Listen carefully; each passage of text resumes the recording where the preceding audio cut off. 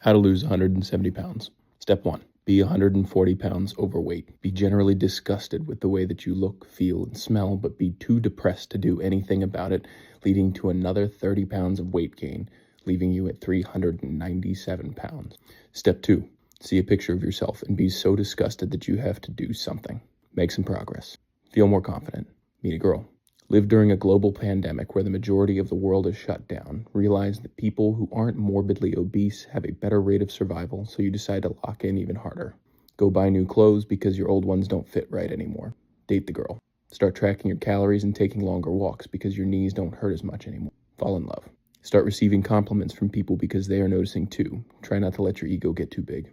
Make plans with a girl for the future. Keep walking, hitting your protein goal, and training consistently. Hit another milestone, and another, and another. Move to a new city where you know nobody, and because the world is shut down still and you have nothing to do but work, make a metric butt ton of progress, getting the leanest you've been in your adult life. Snap some pictures in the Planet Fitness bag. Keep tracking your protein goal. Your workout first. Makes you feel like the next day, train harder than you ever have before. Run further than what you thought you ever could. Punish yourself with the work, because if you were just a little bit better, maybe you would have spent the next 6 months dialed in on your workouts. Push so hard, you get nosebleeds. Run so far, you start to cough up blood. Hit new PRs every single lift. Rip the calluses off your hands because you're pushing so dang hard. Keep seeing the weight fall off, because if only you were more shredded, she wouldn't have left you. Make consistent progress, restrictively diet until you feel like trash, your hair starts to fall out, and your sleep is garbage. Every joint in your body hurts, but it's okay because you're seeing progress, and that's all that matters, is that you're shredded. Therapy isn't an option.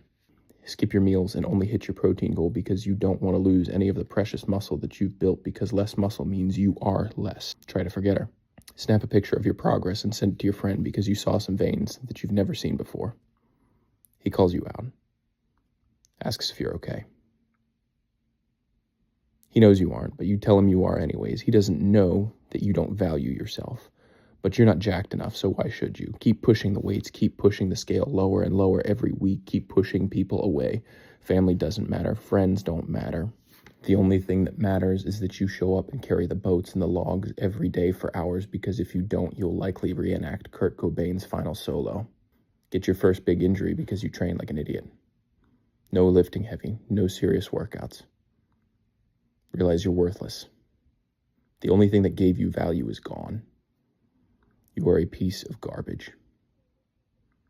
Turn to alcohol because that at least makes you forget you're a piece of garbage for a little bit. Keep binge drinking and slamming burgers and donuts nearly every night and abandon your goals of losing weight, because what's the point anyways? Keep on this track for months and realize you're set back 40 pounds higher and you don't even know how you got here. Recognize that you are still a piece of garbage. Walk into a room of guys with issues, knowing you have more problems than you know what to do with, and maybe if you can fix that issue, everything else will fall into place. Find friends that you can confide in and open up to about the pain you've been trying to drown for the last several months. Start finding areas in life where you can be of service to other people. Serve your community. Fall in love with training again, not because it brings you value, but because you want to be strong again. Make amends with people you burn bridges with. Some will go well, some won't. Be okay with that. Find mentors who will call you out on your toxic thinking patterns and invest in you, not for some financial gain, but because they want to see you do better, simply because they care.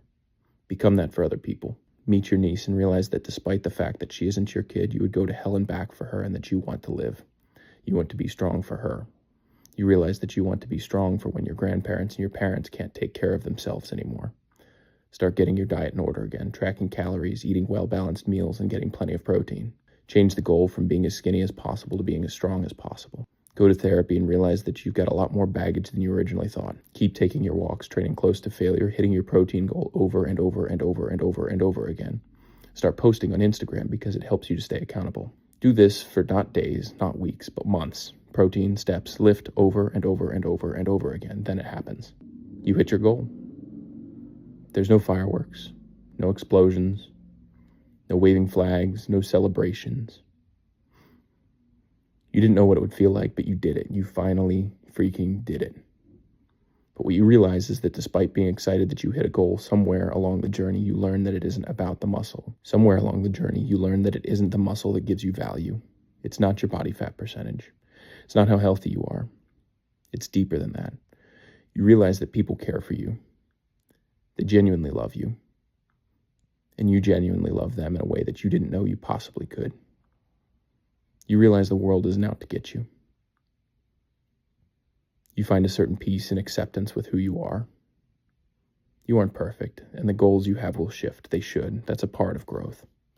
You realize that all these things you place such high value on maybe weren't the most important thing in the world, and that maybe society told you those things were valuable and you just accepted it for what they told you. Realize that the people in your life make you a better person. They help you to grow. They help you to stay grounded, to see light in a world that loves to bathe in darkness. Realize that the challenges you go through make you strong, not just physically, but also internally. Continue pushing, showing up, grinding every day, seeing new progress every day, but this time it's different. You are losing the weight, but you aren't losing yourself in the process this time. Quite the opposite. You're meeting some of the coolest people you've ever met in your life because you stuck to the process. Continue to live. Continue to find hope in the things that are around you. Draw strength from those who walk alongside you. Keep your head up, kid. It's a long journey, but the most important lesson you learn won't be proper lifting technique. It won't be the balance of macronutrients.